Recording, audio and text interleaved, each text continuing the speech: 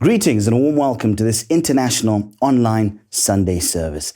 An extraordinary moment in the presence of God with such a massive gathering of you blessed saints. Thank you so much for joining us today. As you can see, it is a special service, and in a few moments, we'll be having the great prophet of God ministering from his personal secret place. So get ready. It's one of those services, Pastor Kwaramba, where if you're sitting at home and you're watching us right now, you have to tremble, because what is happening now has never happened before. Like we came and we announced a couple of days ago that our Father, the voice, will be ministering to us from the secret place, from that place that we have all wanted to understand and know about. But obviously, our Father is an express image of what comes out of that secret place. And by what comes out of there, we get an understanding of the heart of God. We can't wait to see. We can't wait to get an experience of what it's going to be like, the service today. And so we encourage you that you get to sowing your seeds. You may not have had an opportunity to sow your seed of honor. So we invite you now. The details are on the screen. Please make exceptional use of the WhatsApp number and the banking details. Connect yourself with what's about to happen this service. When such doors open, you have to understand the meaning, the significance, the importance, the magnitude of what is about to take place. Our Father has never opened that door. He has never given us that eye to see what takes place or what it is like within his secret place. But now he has opened that door and you are about to witness what you've never witnessed before. And I believe, Pastor Kwaramba, we need to be able to understand why now that the voice has decided to do such. If you had not partnered, if you had not sown your seed, if you had not qualified yourself for that honor, then today is that day. Yes. And we thank God that the voice has opened this opportunity. Yes. And has given us that grace, that opportunity to make sure that we partake of this event. Indeed. A privileged opportunity and a privileged moment. Exactly. To be allowed into his most sacred space. A place where he and his family only goes. Yes. A place of interaction. Yes. And believe you me, a place of encounter, a place of transformation. And remember the nature of the experiences that our Father has shared with us coming from that place. Yes. And so we wait expectantly, and we're giving you a few moments just to make sure that you are not left out in what's about to happen this very wonderful Sunday morning. A morning with a difference, an extraordinary Sunday service. So don't get left behind. Make use of the banking details on your screen. The EcoCash number is there, available as well for those transacting in Zimbabwe. Please do make sure that with what's about to happen, this collision of heaven and earth on this specific place and on this program should never miss your household and your family. Please make sure you take a screenshot of the banking details, get them correct, and make sure that words from a man worthy of speaking into your life indeed arrive or come to your life. This is that opportunity where lives are transformed. Indeed. So we're so grateful for the prophet of God for allowing us to have this very special moment today and for choicely choosing to bring us to this special, very, very special and sacred place where he and his family raise up intimate discussions, tete-a-tete, with the Holy Spirit and with the Lord. And so we'd like to cross over now to the general, our Father, the prophet.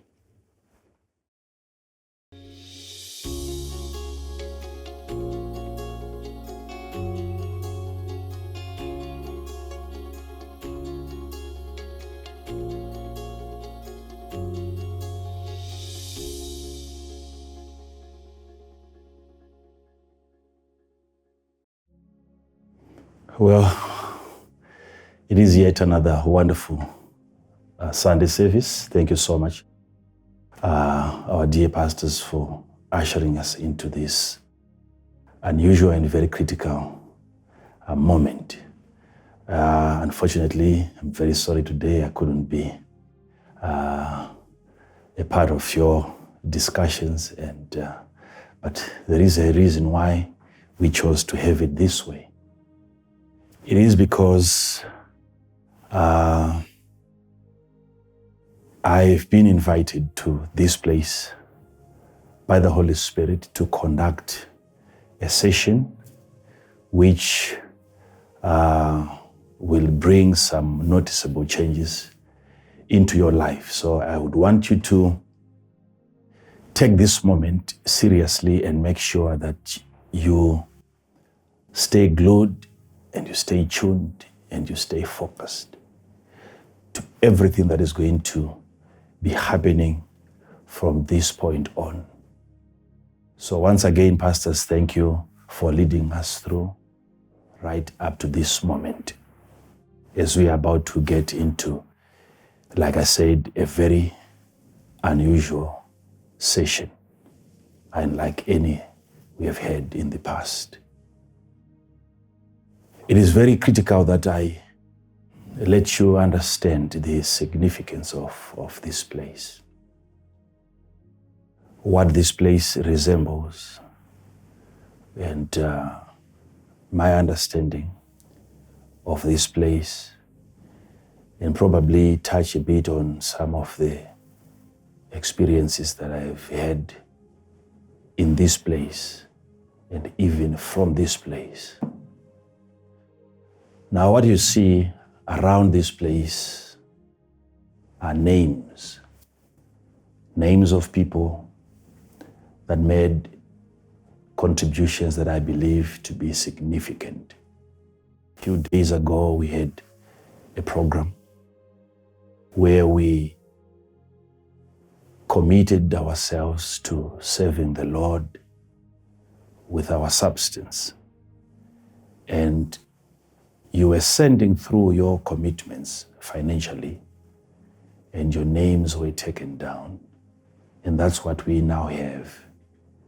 And I've made sure that every single name is right on the wall. That is the most critical part that I want you to understand, that you are right here where I am today.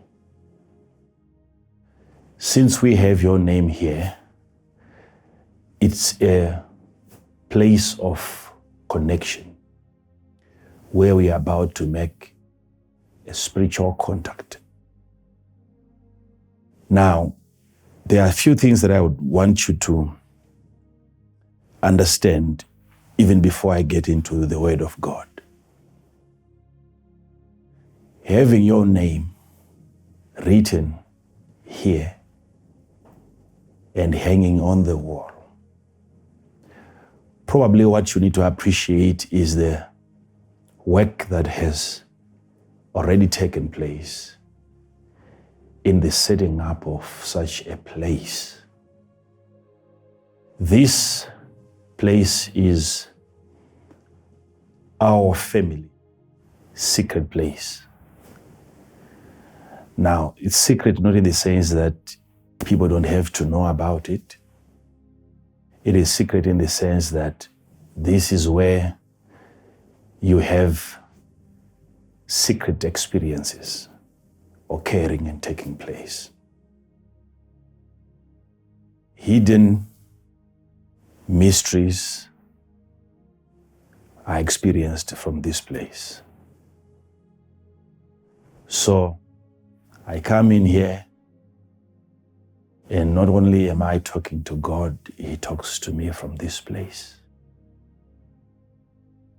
Our children, they come in here every single moment.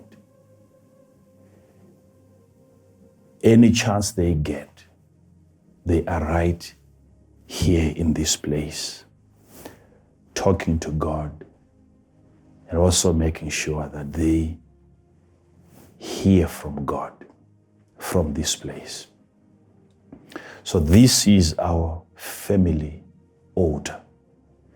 And I felt it would be very, very important for you to, at least for a moment, enter in here and have an experience. Now, since I have your name in this secret place, which is a sanctuary, we have not just your name. Understand that your name is your character. Your name is you, and you are your name. So having your name here, I have you here today. So whatever I'm going to say, I have you right here as my audience. And I believe I'm being heard by you. So, I've had several encounters in this place. I've had angels of God visiting me in this place. I've had very phenomenal and very strange occurrences of spiritual activities right here in this place. I want you to understand, because by now you know that we hear from God, and that is what makes us prophets. Hearing from God and the ability that He then gives to us to attach interpretations to His voice, decoding God's voice, cracking mysteries, relaying the heartbeat of God and God's intents. So if God is a divine personality, He is bound to have His own emotions. He is a feeling God. He feels in a certain way, and that feeling has to be interpreted by whosoever that has that ability, that grace to interpret God's feelings. How is God feeling today?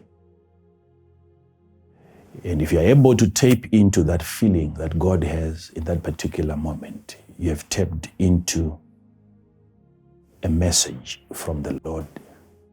You have heard what the Lord is saying by simply understanding how He's feeling today. So God speaks not only when He speaks even when He is feeling.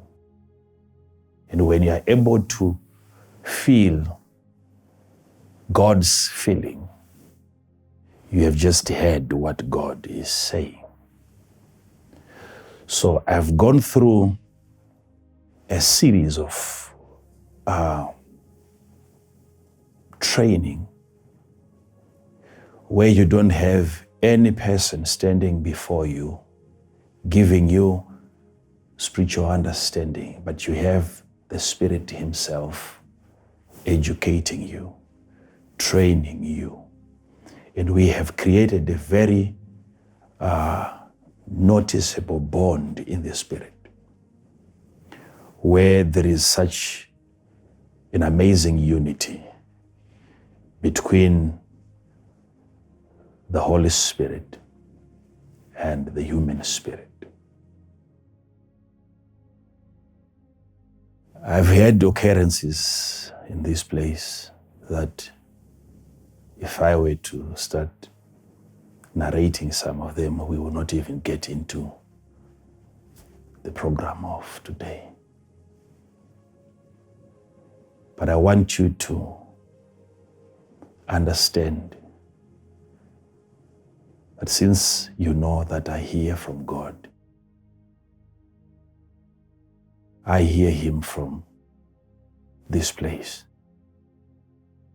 You may wonder, do you have to only visit a particular place in order for you to be able to hear what God is saying? You must understand that there are certain particular places that you don't have to keep on visiting, but they have a tendency of visiting you. I want to bring you to a place of understanding. You see, This is something that you even see in scriptures. Have you ever wondered why they have names written in the book of life, and the book of life is in heaven? Names of people who are not yet in heaven physically, yet they have their names written in a book called the Book of Life. And the Book of Life is in heaven. I used to think that these are the names of people that are eventually going to make it to heaven. They don't write your name down so that you will eventually come and enter into heaven. You have your name written in the book of life, which is in heaven, so that you are in heaven. You are in heaven. At that moment when your name is there, the same thing that you see happening here. You don't have your name in the book of life so that when you die, you enter into heaven. Your name is in the book of life that is in heaven so that you are in heaven.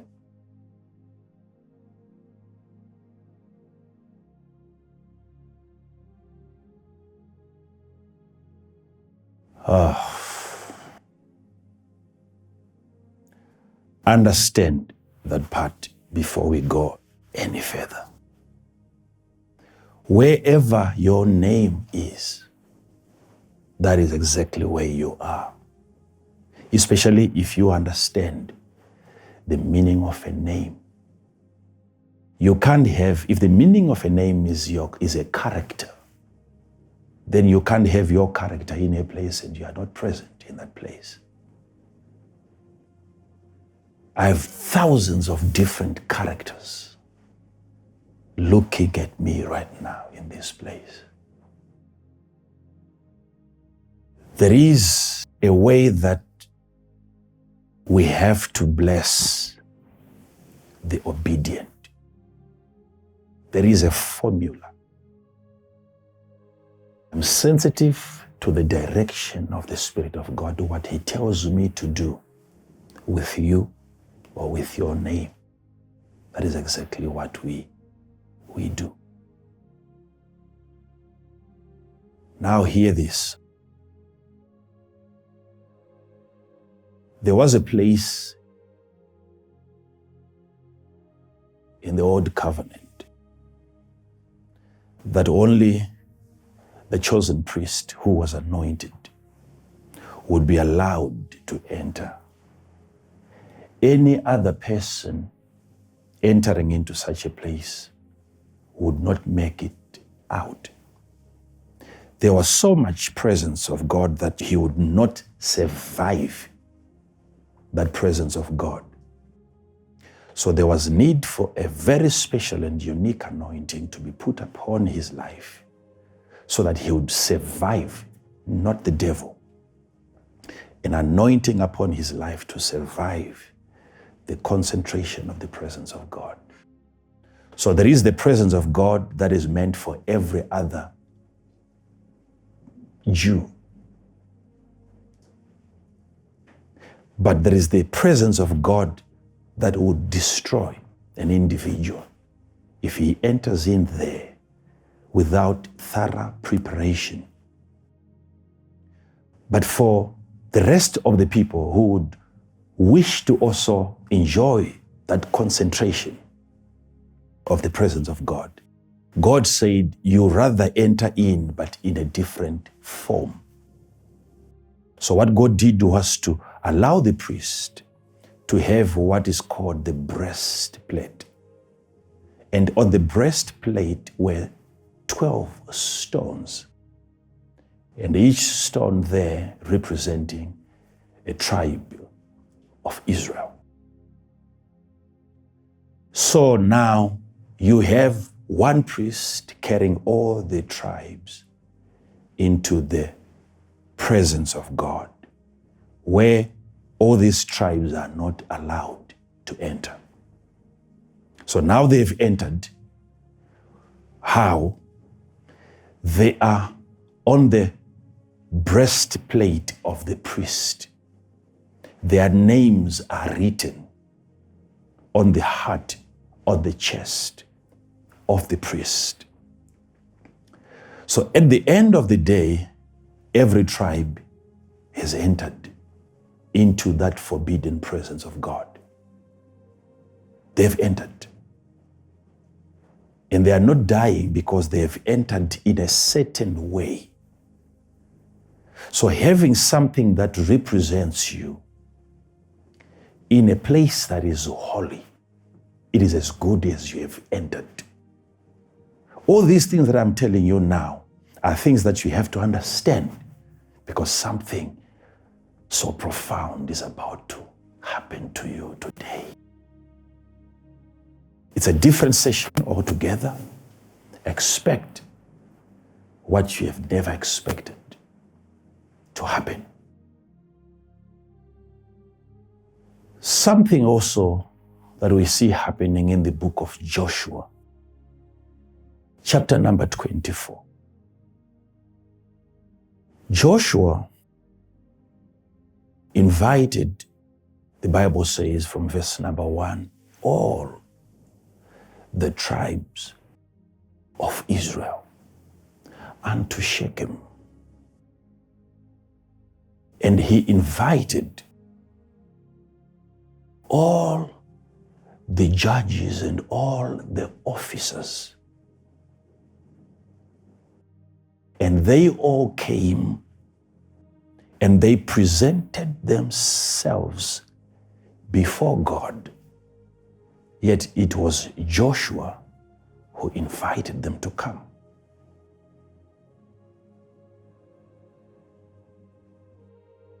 He invited them to come to Shechem, and they presented themselves before God. And Joshua began to narrate the entire story of how God, by his mighty hand, delivered not just the children of Israel from the land of captivity, but the deliverance that occurred way before Israel was captured. How God delivered Abraham from the Ur of the Chaldeans. And he did not just deliver him from a place, he delivered him from a culture that was inconsistent with the presence of God.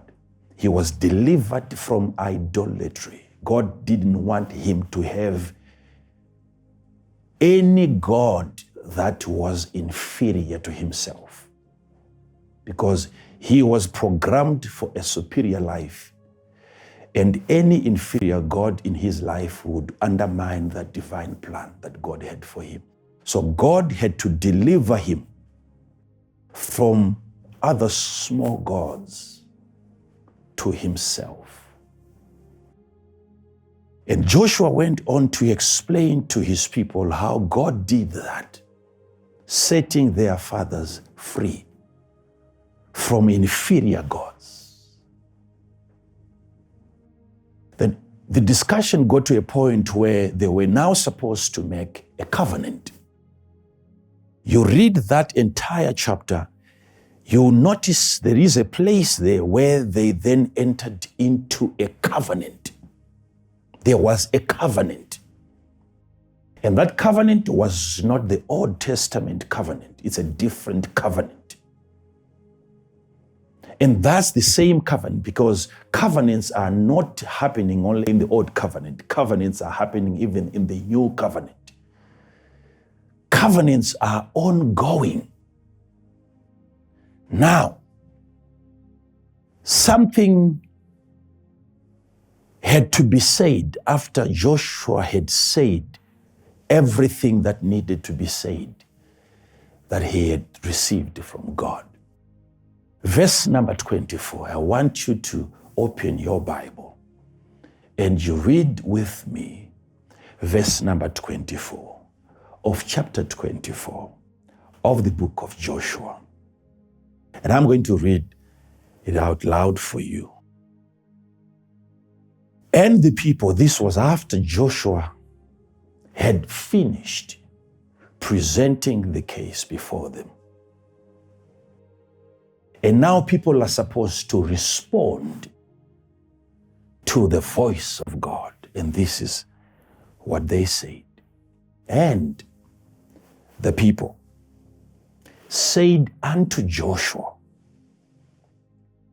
Now the people said unto Joshua, the Lord our God will we serve, and his voice will we obey. These are the people saying this to Joshua. The Lord our God will we serve. We will serve the Lord our God from today. Serving God. Serving God.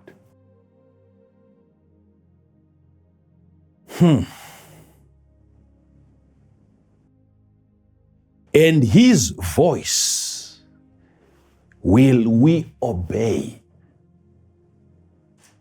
We are ready to obey the voice of God from today.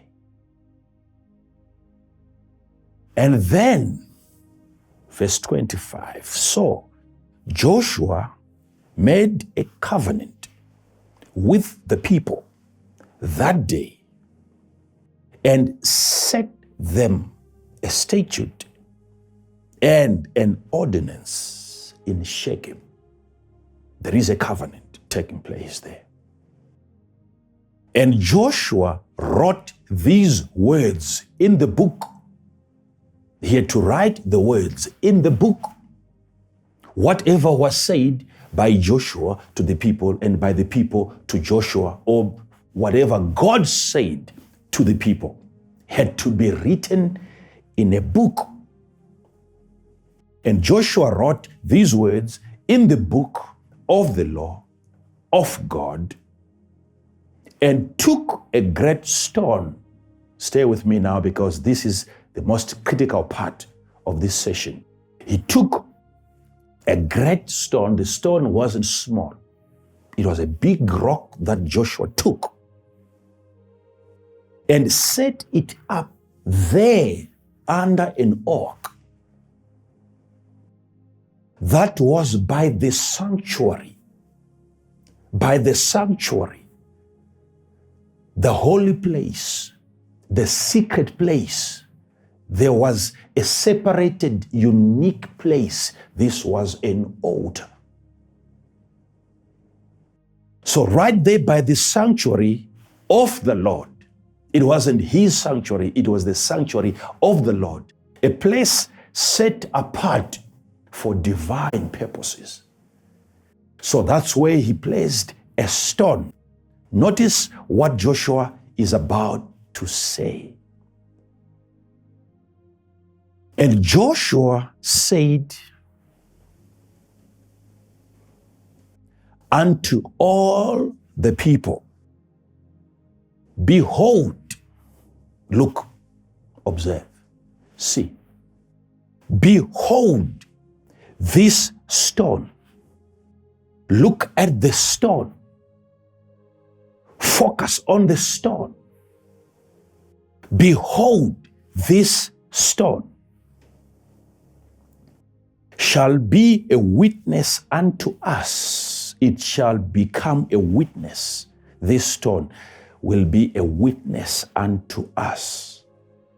Notice this part. For it hath had The stone has heard all the words of the Lord, which he spake unto us.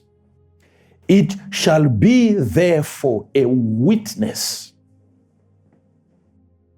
unto you, lest ye deny your God.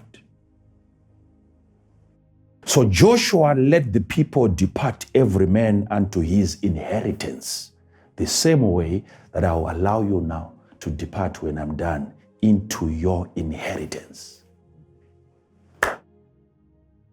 Notice something very unusual is happening. You have a man of God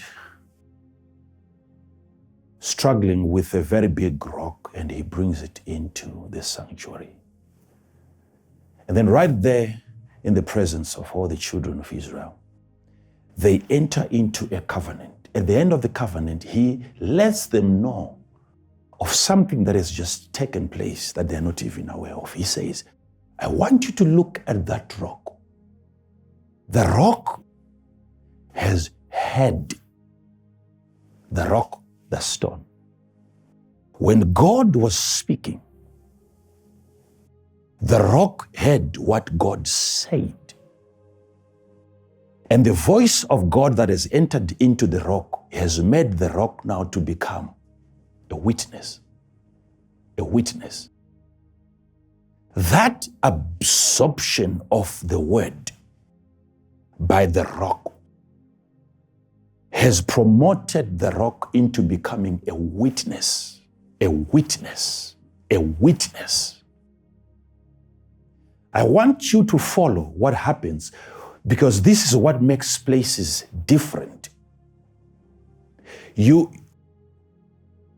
Right here where I'm standing, imagine how many times that I've heard the voice of God. Now, notice when you are hearing God from a place, you get to a point where the place now begins to also hear the voice of God together with you. I want somebody to follow this part. Hearing God's voice, especially when the voice of God keeps on coming systematically in a particular place. If there is a selected sanctuary, a place set aside for the voice of God, and God keeps on speaking to you, not to the place. When God keeps on talking to me, he keeps on talking to me. If that keeps on happening in the same place, the place gets promoted to a level where now it begins to hear God's voice until the place is converted into a witness. I wish you would just understand what is happening. Because now you have your name being held in the hand of a witness. You are being carried by a witness. You see, God's voice is so sharp than any two-edged sword. Sharp to a point where you can't find a solid metal that the word of God cannot permeate. When you keep hearing God's voice, everything around you ends up participating in the hearing of that voice. So when I'm hearing God in this place ends up hearing God, and by hearing God, it is converted into a place of witness. Witness. Behold this rock. Behold this rock. Unlike any of the rocks, this one is in the sanctuary, and now it is able to hear God's voice. So everything that God has said has now been stored within this rock. Behold this rock. Behold this place. So can you imagine that everything that I've ever heard from God from this place is still within the rock, within the walls of this altar.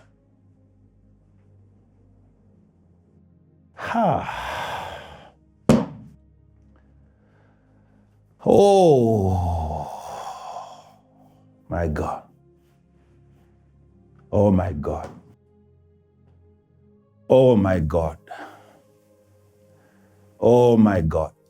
I'm saying everything that God ever said to me was also said to this place. And this place had what God said to me. So what is it with that voice of God that when it is heard, whether you are praying in the mountain, long enough, the conversion, the changes, the translation of that mountain, the metamorphosis of that mountain, it is not instantaneous, it is gradual. As you keep on visiting the mountain and you keep on hearing the same God from that same mountain, there is a transformation of the mountain. From a dead material into a living organism where the mountain has now been promoted into becoming a witness, unlike any of the mountains in that area. Because you keep on visiting the same place and you keep on hearing the same voice of God that promotes the place. What is it with God's voice that changes even the geology of the place? What is it with God's voice that makes it possible for rocks and trees a different lifespan? Because God has spoken in their presence long enough until they've become witnesses. Hear what the Lord is saying. I've been praying in this place for quite some time. I've been heard by these four walls, and God has been heard by these same four walls. I can say four. You have four sides. I have the floor. I have the roof. Every single thing in this place heard what God said. Some of the people, you don't take God's voice seriously because you still think there is something more valuable than God's voice. It is time that you appreciate and you understand the value that God has invested in His own voice. Now, when God speaks,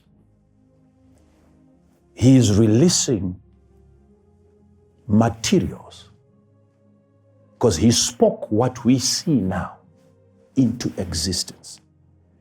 It wasn't bulldozers that He hired. It wasn't excavators that He used. It was the voice. He opened His mouth and He said, "Light be."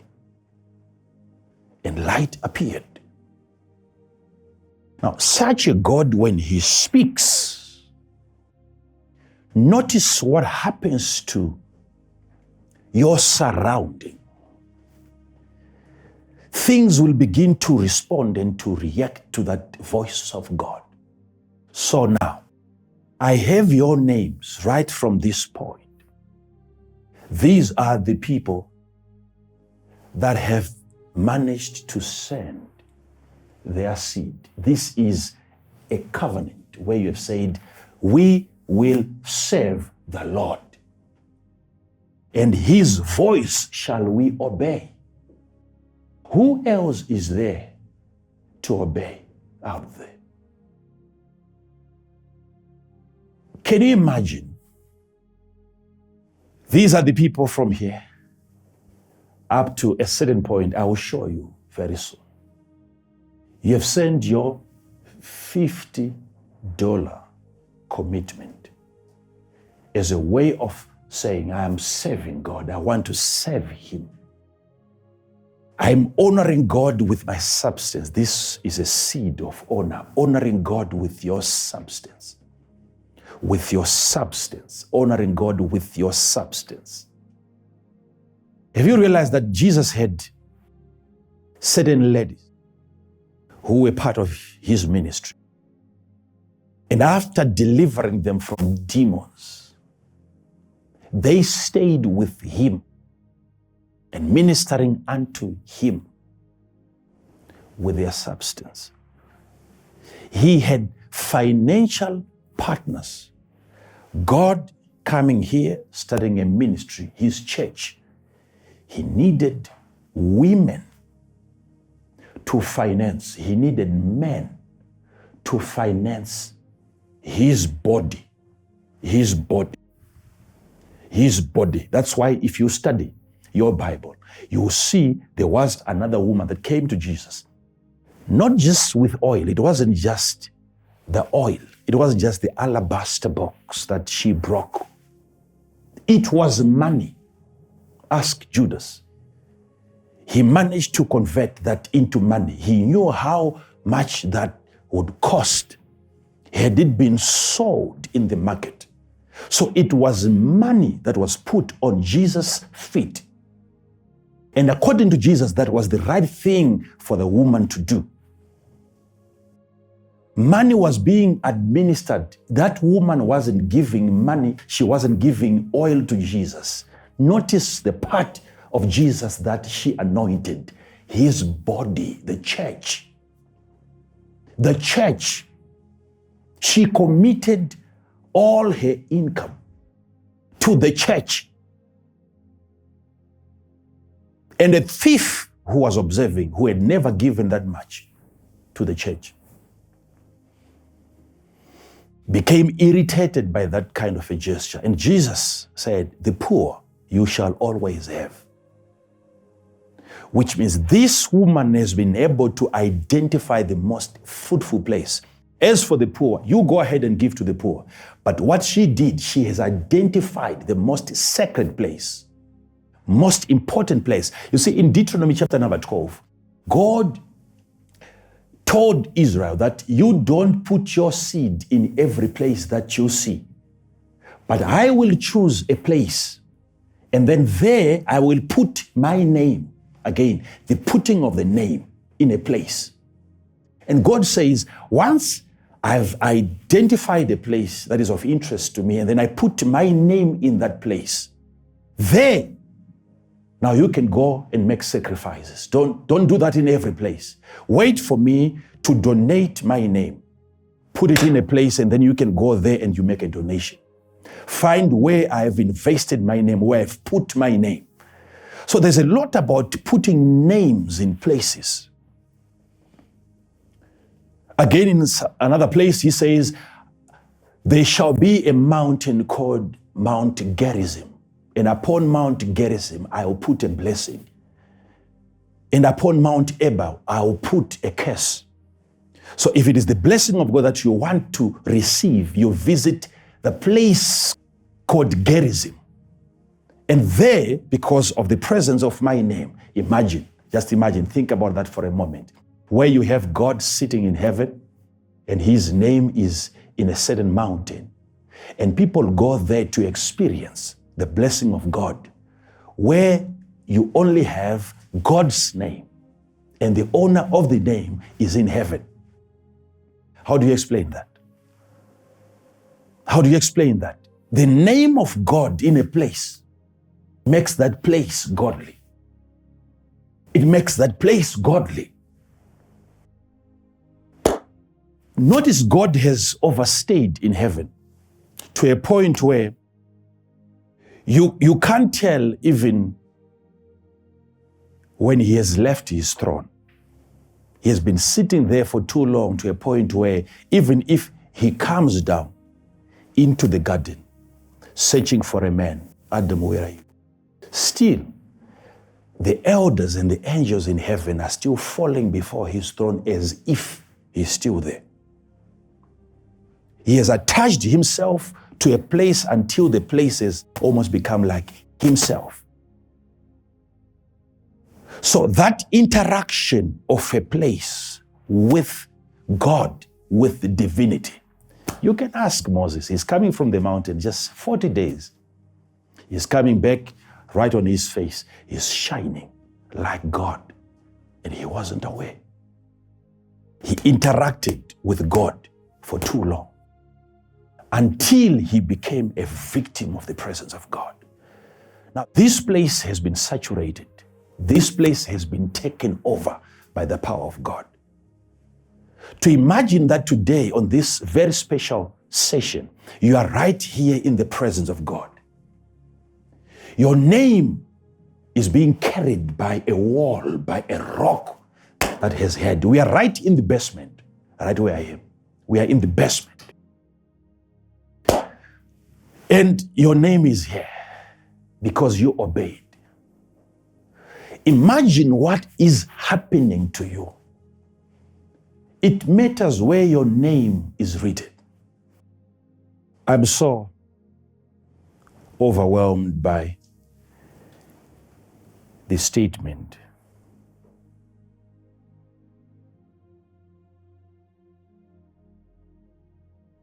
The Lord our God shall we serve, and his voice we obey. That to me is so breathtaking. The Lord our God, from now we will serve him. That was a covenant. And his voice, if he is to speak, we will obey his voice. Do you know that it will cost you everything disobeying God's voice? You will be left with nothing. By nothing, I mean yourself included. Start enjoying disobeying God's voice and start counting the cost. You will pay the price until you have nothing left. You can't be against God and win. To think about what this place can do. I understand some people might think there's nothing special about the place because Jesus has now become our place. You see, the Bible calls us the temple of the Holy Spirit. We are the accommodation. We are the place that accommodates God. Places matter to God. And as much as he matters to us, places matter to God. When a place is sanctified and dedicated, that place becomes an unusual place. I see it happening after the dedication of the temple by Solomon. Fire came from God, from heaven, and priests would not even enter. And Solomon uttered words, and those words had to be heard by the temple. And he said, if your people are to come here and pray, oh God, hear them from heaven. He did not even say from this place. He said, hear them from heaven. So if they come here and they are praying from here, I'm not stopping them from praying from anywhere else. But if they are to pray from here, hear them from heaven. If by any chance they are captured and they are taken into a far country, far from this dedicated sanctuary, nevertheless, if they are to focus towards the direction of this sanctuary, if they stretch their hands towards the temple, if they look towards the temple, wherever they are, and they call upon your name for deliverance, may you hear from heaven. In other words, if they are no longer in Israel, whether they are in Babylon, but if they are to pray from Babylon, their prayers would have to come through this place into heaven. So understand what is happening. Places are never the same. Places are never there are things happening in a place. That is why if anyone tells you places are no longer important, as long as you are in God, as long as you are in Jesus, don't let that person tell you that whilst you are in his church building. He has allowed you to come every single service. You are wasting money traveling to a place, and then he tells you places are not that important. People should have just stayed home. But places are different. Something is happening in this place. Now, you look at your spirit, the spirit you the spirit. You accommodate the Spirit of God. So the Spirit of God is within you. You the Spirit. So when the Spirit of God is about to enlarge himself or extend or stretch himself out, what the Spirit of God does is he stretches forth his hand. And when his hand passes through you, the Spirit, from the center,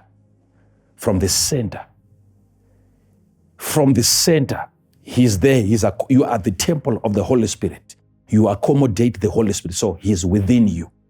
But when the Spirit wants to manifest himself, when he wants to experience sort of like a freedom from you, he can't do that away from you. You as a spirit should become like a glove in the hand of the Spirit. You become like an extension of God's hand. He reaches out to touch. But because you are like a balloon and he is within, he has to end up stretching your spirit towards his direction, wherever he wants to go. So God, when he's stretching himself out of your spirit, then your spirit, because it is accommodated within your body, then your body is also stretched by you, the Spirit. So you now have layers. You have your flesh touching on a business because your spirit wanted to touch that business, because the Spirit of God within your spirit is touching that business. So you have three individuals touching the same area, touching the same business. So that arrangement is very, very critical. You must understand. So when this place is sanctified like it is right now, understand this part. This place ceases to be only here. It's no longer limited to here. Every place that you have ever been to remains attached and connected to you. When you go to a place and you pray, when you leave the place, there is a trail. There is always a line of communication that is established. Every place that you've once visited, spiritually, it's like a web. You are connected to every place you have visited and to every area that you have touched. There is evidence that you have been there. So if I'm praying from this altar, and then I leave the altar, I go to another place, and then I'm praying, I'm still praying from this place. You must understand that. I'm still praying from this because there is a line of communication. Me from here, and then again coming here to this same place. There is a channel of communication that remains open, where I can be in a different place. Maybe I visited another country and this place is far away from me. I can either close my eyes or open my eyes and still be able to interact with God from this same place. Why? Because of that trail, that line of communication. There is a bond between a place and individuals. So you must understand that once a place is called a sanctuary, then something unusual begins to happen in such a place. There is a concentrated, manifested presence of God. Because we have dedicated, God is in every room. But the concentration of that presence of God is found only in places set aside for that purpose. When you give God permission, if you don't believe in the concentration of the presence of God and you think the presence of God is the same everywhere, then everyone is born again. Because God is omnipresent, He is in everyone. Then everyone is born again. Because God is present in everyone. What made you to be born again? It's a different presence of God that entered into you.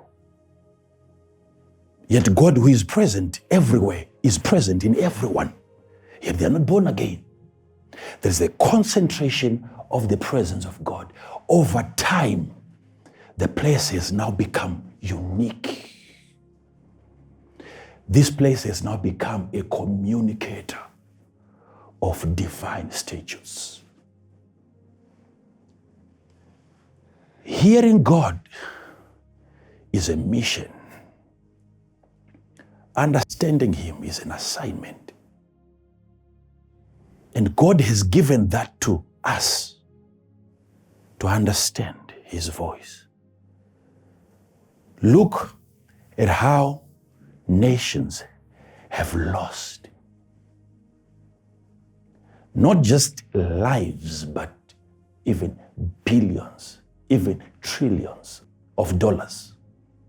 And businesses that have gone down, most of them will never, ever recover again.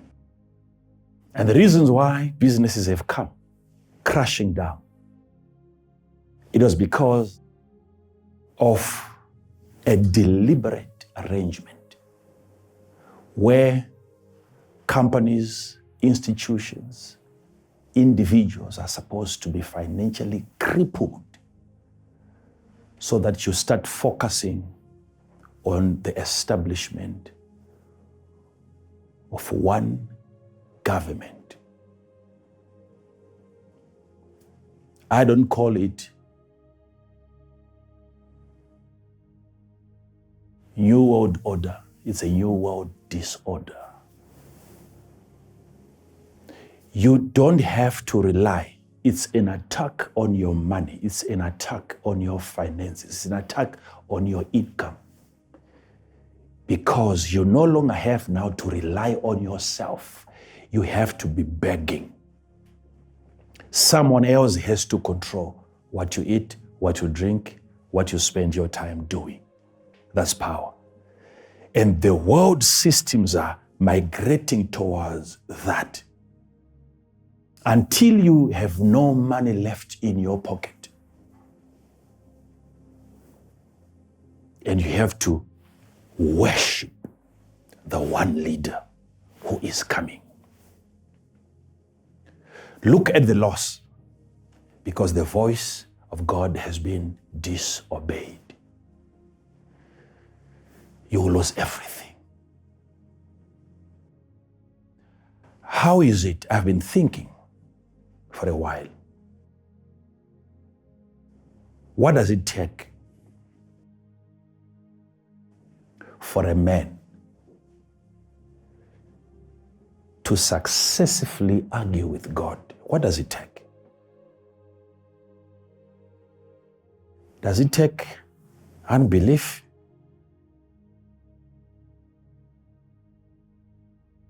What does it take? Can you be a normal human being and still argue with God successfully and win?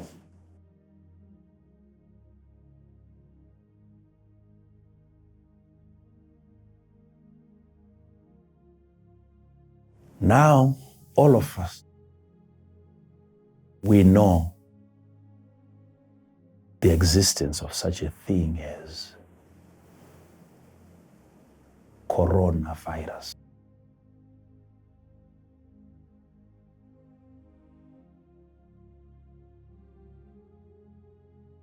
The COVID-19 plague.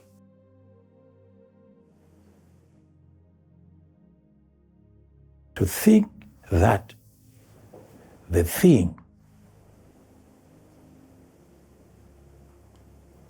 was revealed and exposed and explained 5 years, not seen 5 years ago, explained to the people 5 years before. 5 years before. And you are told of the coming pandemic, where if prayers are not raised, billions of people will die.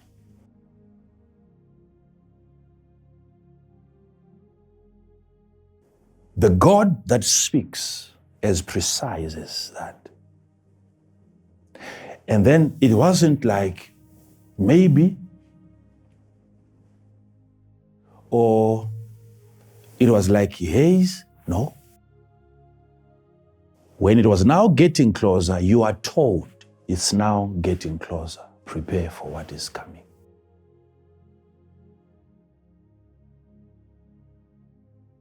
I'm not that person. Let me say, I'm looking at that person who had that. I'm trying not to believe him. What does it take? I need to know, because that's not me who had that. It's a different person. So I'm trying to doubt that individual. How do you see it 5 years before it happens, and then you come when it's about to break forth, and then it breaks forth? Somebody out there, help me not to believe such an individual. Help me. Help me. If there is a charm that tells people that kind of information, it should have been a witch doctor.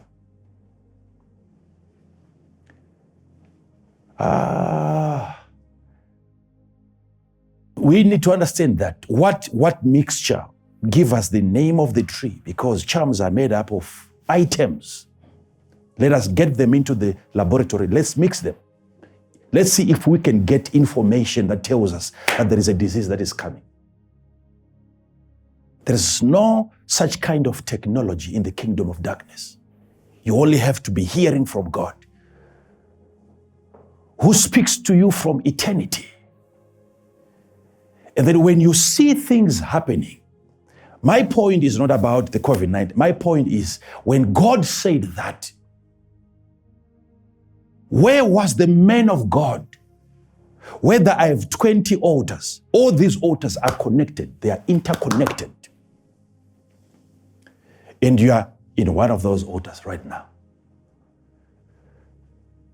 When God spoke, I heard him, and he was also heard by the place. And that place has now become a witness. If such a man, whoever that man is, if such a man is to come back again, and he tells me what is right and what is not right,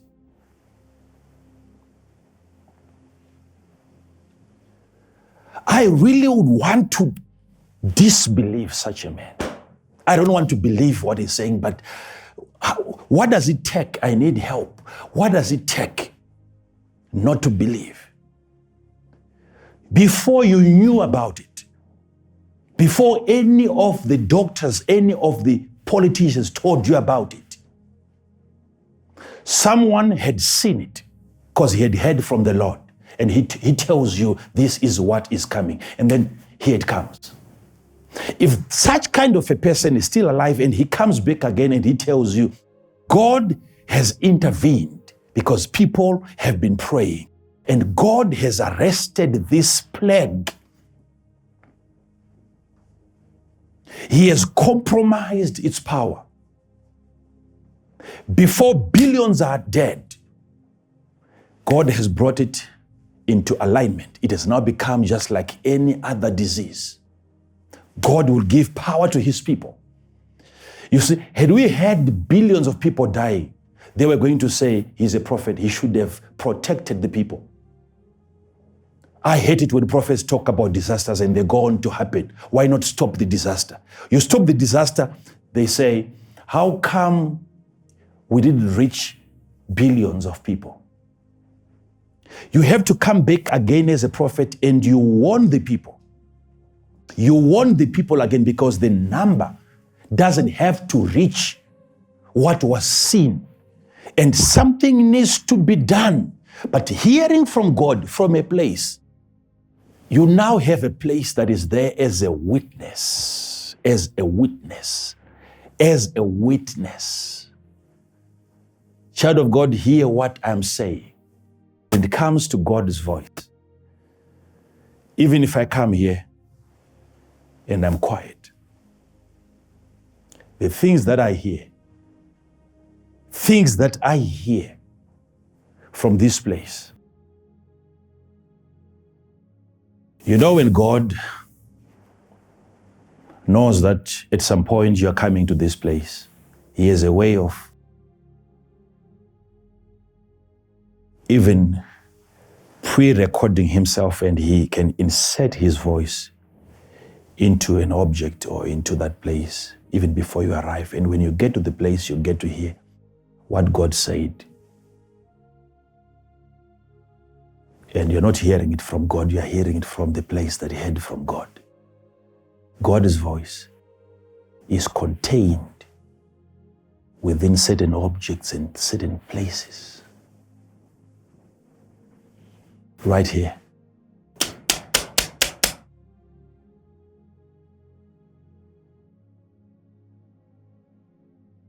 To think that your name is attached, your character right now is attached to the rock that had God's voice. Think about that for a moment. I don't need to say much. I don't need to be saying much. So when the service is over and you're all gone into your inheritances and I'm here and I'm walking around this place, touching every single name, you might not get to see that part happening. But wherever you are, please know that your name is being touched. Touched by the wall that heard from God and touched by the man that heard from the same God. And you are right in between, sandwiched, right at the center of the spoken word of God. I wonder who else is going to place a case upon you. I wonder what kind of a man is that who will ever curse your business. We have names, thousands upon thousands of names written here on the wall. And your names are not just here.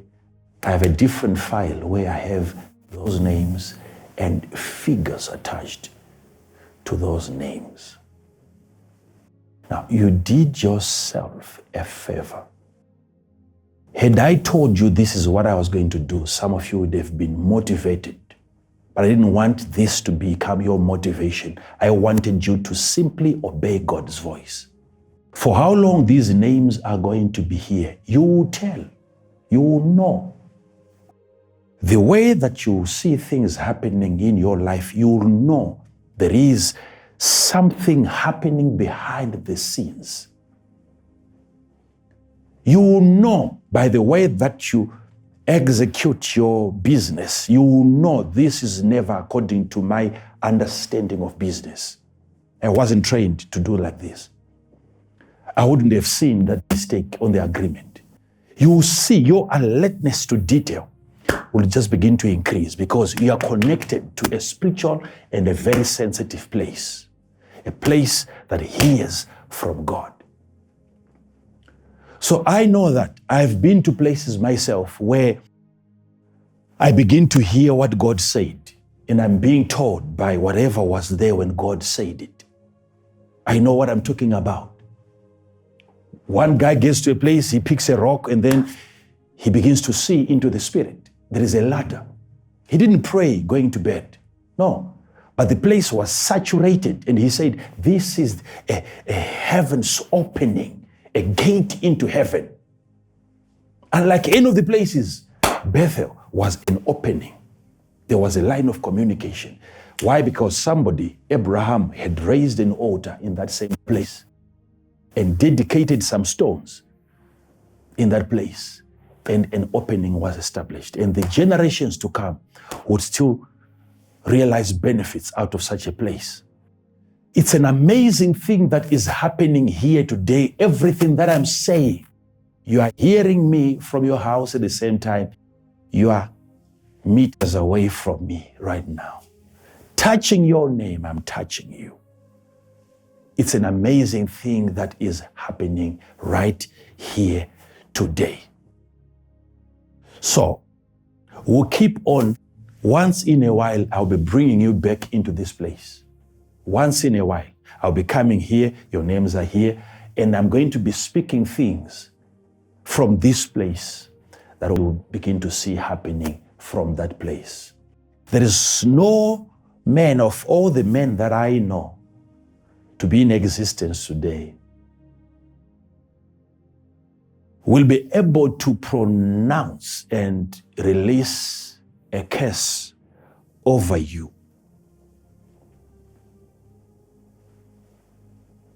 This I'm speaking from the presence of God.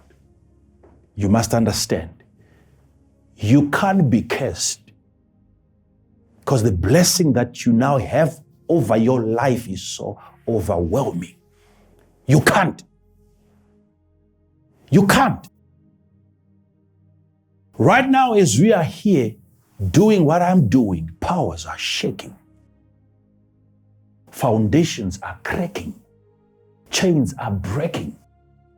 Your name has never been to a place like this. It has been to every other place, hospitals, police stations, but now, for the first time, you have your character right in the very presence of the Almighty God. What is going to happen to you next is so amazing. It is so amazing. I know what happens to this place when we are here with our kids and we are talking to God. What we get to hear from Him. It is from this place that we hear Him speak. Even when I'm away from this place, I still hear Him from here. He speaks. Angels have appeared to me several times in this place, in this very place, in this very place. Angels, they visit this place like no man's business. Imagine now you are here, and the next visit, imagine the type of angel that's going to come in here and see this arrangement. What are we going to be talking about from this place? What are we going to be talking about? Moving across these walls. Some of the areas you can't see, but all the way, names have been attached to the walls. You are right here today. Imagine what is happening even to your DNA. Imagine what is happening to your blood, to your bones, to your marrow. Imagine what is happening to your brain. There is a change. If stones can be transformed by hearing God's voice, how about you hearing me as I speak right now? There is a change in your character. You will not be associated with failure anymore because you have obeyed God's voice. You spoke like they spoke unto Joshua. We will serve the Lord, and you have decided to serve Him. And we will listen and hear His voice and obey it. So I want to encourage you, if you have a brother whose name is not here, if you have a son, a daughter whose name is not here, I still have certain sections that I need to fill up until we have even the entire roof covered with names. Let us cover even the floor with names. If you have somebody that you love, that you cherish, that you admire, that you would want God to bless, find a way of ensuring that He's represented. If you want to keep on upgrading yourself, because right here, you are here in your different categories. I have to be moving some of the people from here, because from here up to almost over that section over there, we have got people who send their $50 seed of honor. And I'll show you another place over there that was $100 and above. And also we have $200 and we have $500 and we have $1,000. So I want you to keep on upgrading yourself. Keep on upgrading yourself. If you did not commit yourself, if what you sent was simply a pledge and you didn't send the seed, still your name, I made sure that your name is here. There are some who send their seeds, but they did not send their names for some reasons. I would have loved for you to send your name. Be represented right here. Let your name, of all the places, you can't hide it here. We'll have a way of protecting you. This place is secured. This place is always locked unless there is a meeting, spiritual meeting taking place. We come here and we talk to God and God talks to us in your presence. This has become the church. These are members hearing God's voice today, and transformation is happening. And not just the wall, yourself, you are becoming now a witness of the blessing of God. You are becoming a witness. What qualifies you for that? Hearing. You have heard God speak. Now, I want you to commit yourself. If you know God has given you more than what you have sown, do yourself a favor. Do yourself a favor. Come out of a particular category. Stand alone. I'm just advising you as a spiritual man. Stand alone. Stand alone. I want to keep on pushing myself until I become the number one financier of the kingdom of God. I want to get to that level of wealth where God speaks to me alone concerning a project. That is becoming your portion. That is becoming your portion. Where God talks to the men of God to talk to you alone. And you are able to carry that burden on your shoulder, and it doesn't break you, it doesn't break your family. You want to get to that level. So you keep promoting, keep pushing yourself. You know as money is coming, the way it is coming, you can tell it is God giving the seed to the sower. It's not bread. Keep upgrading yourself. If you want to keep on repeating this every single month, imagine just committing yourself as God keeps on blessing me. The day I start seeing that there is profit in what I'm doing, there is the blessing of God in what I did, I will continue doing so and continue communicating. Tell us your name and you say, I'm that guy who once gave $1,000 as a seed of honor. I'm sending again another 1,000. And your name is not going to appear once. It will have to be duplicated.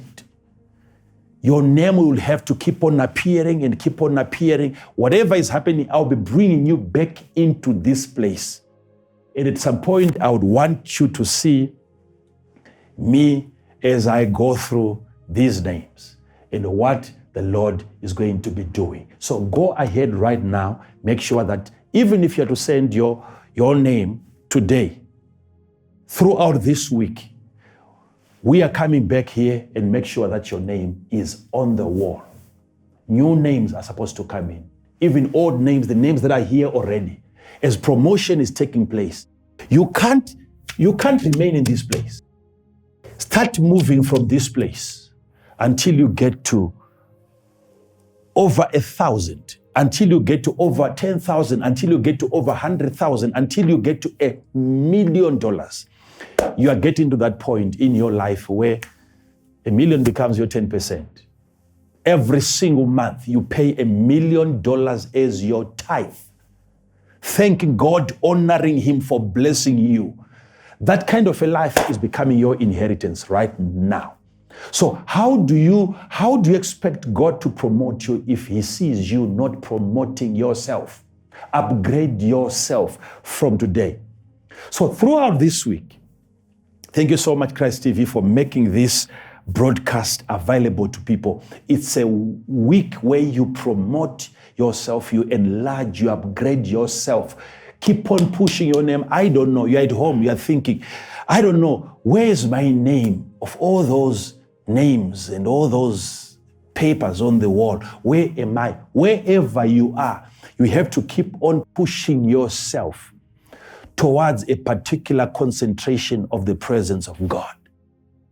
Keep pushing yourself as God blesses you. If you don't have money, don't give money. You don't have money. You don't have. If you have it, don't be surprised why God is asking for it. It's because you have it and He knows you have it.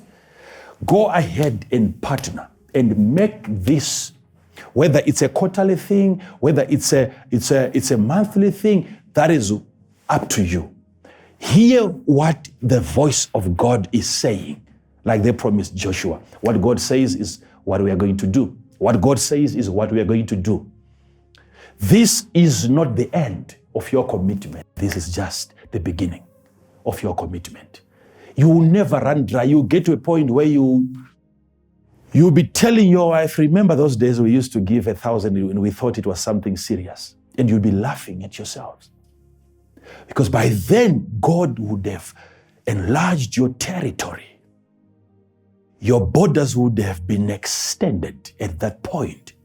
Why? Because you committed yourself to a covenant of serving God, serving God, serving God, serving God. Most people right now is because they all want to be served by God, but we are here to serve Him.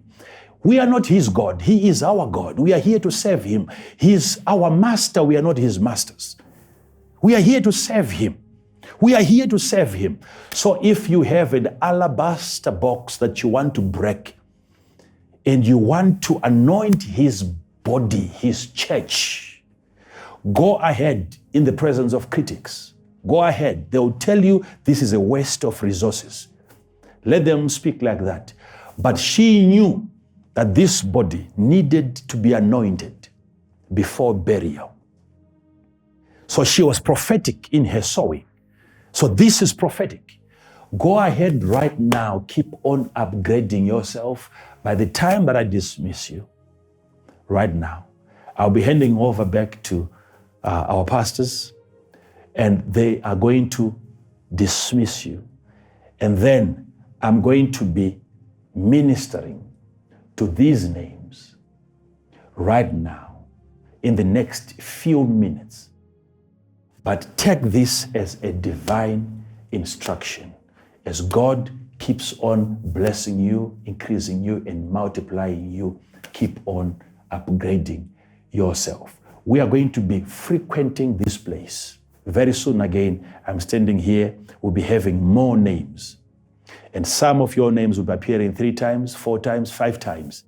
As the Lord blesses you, I want you to overwhelm this place until every direction God looks, His is your name. Do this. It's a divine program that God has raised. We want to keep on committing ourselves to God's work. I don't want to be one guy who once served God and then I stopped. God must preserve me. In the middle of the month, if something is to happen, God must remember I have a commitment at the end of the month. I have to be preserved. Otherwise, His work will suffer if I suffer. There must be a reason why God should protect what I have, because what I have is His. So give God a reason, even if you get sick, to what point you will have to recover before the month ends, because you have an assignment. If you suffer, God's church suffers. So commit yourself, make this a lifetime commitment. I'm here to honor and to serve God. I'm here to honor and to serve God. Well, I've taken most of your time. I want to engage in this transaction right now. If I am handing you over to our pastors, they are going to be telling you some few things, even on how you can continue sending your seed. Well, you have heard the details before. Flighted on the screen. If you took some screenshot of that, just go ahead and commit yourself. You know how to do it. You know how to do that. But I'm now handing you over to our pastors. And at the end of that session, I would love to have just one song where we have the details on the screen as people are sending their seeds. So now, give me time. I want to work on these names. And as the names keeps on coming, I'll be coming to this place and I'll make sure some of those videos, you watch them and you see what is being done. But I want you to expect things to begin to change from this moment. I want you to expect things to begin to change from this moment. What I'm going to be doing, you might not be able to see, but I'm going to be touching every single name in this place. Every single name is going to be touched. It's a confirmation that we have just entered into a covenant. Now imagine, I'm here maybe 3 days from now, or maybe a day from now, and I'm lying on the floor. I'm not in a suit like this. I just had to put on this because I knew you were going to be here. But imagine I'm here. What do you think is happening? Wherever you are, if there is a connection between me and your name and from here to where you are, think about that. Take time and think about that. Take time and think about what is happening now. This has never happened to you before, and yet it is happening now. Something wonderful is about to be recorded in your life. May the Lord bless you. May the Lord keep you. And may He cause His face to shine upon you. May He be gracious unto you. And may He give you peace. Blessings, child of God. Over to you, pastors.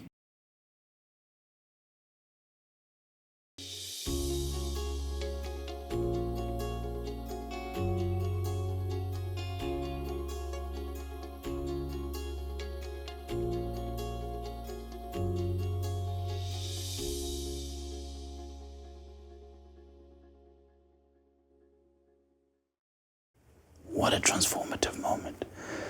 A day never to be forgotten. Child of God, pen this in your diary. The 11th of April, 2021. A day to remember in a lifetime, Pastor Columba, where you have your name in the secret place of the man of God. That place where he has experiences, he has encounters with God. That place, that very same place, like our father said, where he got that message about that virus 5 years before. Nobody else got that message except for one man in Africa, in Zimbabwe, in Harare, in his secret place. And God spoke to him in the presence of those walls, in the presence of that rock. Indeed. And you have your name pinned on that wall. Yes. And every other time that he's going to get in there and have that communion with God, your name is within that place. Indeed. And he gave a very good example. Yes. What else can we discuss with the angels of the Most High? Yes. With all these papers on the walls, other than what is written on these documents, on these papers? And many of us may have a heavy heart because we say, this opportunity is one never to be missed. Maybe you had a shortfall in terms of your commitment, but we encourage you now, in this moment and in the moments to come, as our Father has just said. The banking details are on the screen. They are available for you to use. make sure that you plug yourself into what is happening in this place. The real essence of the message was having yourself, your character, your name represented in that most holy and sacred place. Exactly. Child of God, we've never had such a privilege. We've never had such access into such a place. And the voice, our Father, the prophet, showing his fatherly love and giving us that opportunity. Yes. We have all wondered over the years where it is, where all this happens. But our Father has given us that opportunity, not just to see, but to have our names inscribed on that wall in a secret place. And what is going to happen afterwards? He's going to release us into our inheritance. Child of God, remember the prophet said, this isn't open indefinitely until a time where he will return and let us know when it ends. But for now, remember, make it a weekly pledge, a monthly pledge, a quarterly pledge. You make sure that you commit yourself to continue to upgrade yourself. Where you are today, you don't have to remain there. Elevate yourself into the next category of information. Not just yourself. Next category of Not just grace. yourself, your friends, your family, those that are close to you, people that you love. Make sure they partake of what is taking place now. Remember what the voice said. He said, I didn't want the people to know what it is that I'll be doing after this. Specifically trying to show that he wanted us to act by faith, free will. And this is what is happening. And probably you're not partaken, you're not partnered. And you have an opportunity to see what is taking place now. It's an advantage. Do the right thing, not just for yourself, but for your children, your family, your loved ones, those that you stay with, even your parents. Yes. Do them a favor. God has given us a prophet in our time, in our season. Yes. And you need to understand who it is that is ministering to us. Hearing from God is a mission. Understanding him. It's an assignment. Exactly. So whatever it is that we are doing now, we need to be able to understand that we are doing it in alignment with the will of God today. And God has given us that individual that is able to align us.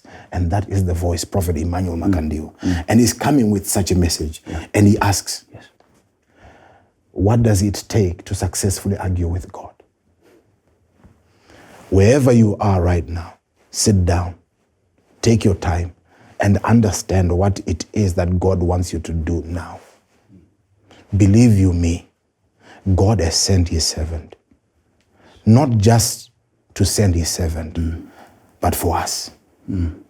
We are about to be elevated. We are being elevated. We are about to be honored. We are being honored. And it's your time to be honored and to excel above the rest. And the magnitude to which you are elevated is entirely up to you. Exactly. And that's why there was an impression by the voice of God, a declaration made that by all means, elevate your position. Get into the next category. If you are 50, jump to 100. If you're in 100, jump to 200, 500, 1,000, tens of thousands, even to 1,000,000. Let's push into what God is doing in this season. Let's remember how this all began. Accessing the blessing of a man who is ready to die. And many of us now, we understand the interpretation of those words. We understand what the Lord was communicating in that time. And so this seed of honor is rightly placing us. We've had situations that have happened. Currently the lockdowns and this virus that has come along. And really we're about to see supernatural providence coming through as a result of participating in this opportunity and people sowing their seeds. Pastor Koramba, our father then highlighted and he said, places are different. Made reference to the book of Joshua. Yes. And you begin to understand that indeed places are different in as much as people are different. And our Father is different. And the place that he communes with God, that place that he has set apart or God has set apart to be a portal in terms of his communication with God, is that place where you can have your name inscribed. Yes. It's that place where You can be selfish. I was thinking as our father was ministering, $1,000 times 1,000. I can try and fill that wall even as an individual. Yes. Yes. Indeed. Make sure that your name is in every corner. Yes. Make sure that if our Father were to look in any direction, then your name will be there. Even as he is praying. Powerful. Yeah. It's an opportunity of a lifetime, Pastor Korambo. Yes. We might take time. And so please use the details that are available on the screen. The WhatsApp number, call center, they're waiting for you to put your seed in place so that your name can be found in that place, your character, your representation. Our father said people's names have been in different places. In the police station. And many other places. But finally, your name is in a place where you are divinely protected and you're given acceleration. And there's the hand of God for multiplication in fours. We learned about the seed and what happens and the result of honor being conferred on an individual. And this is our time, this is our moment. We'll let you now get into sowing your seed. Please do make use of the details that are being flighted at this very moment. Until we meet again next time. Shalom.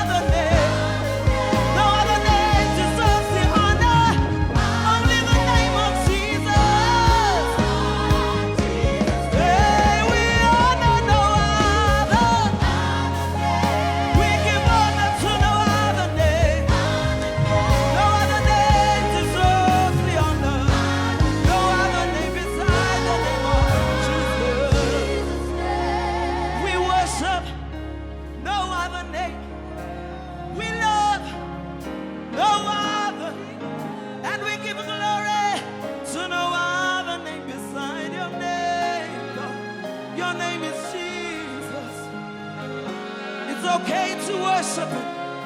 Just give him all the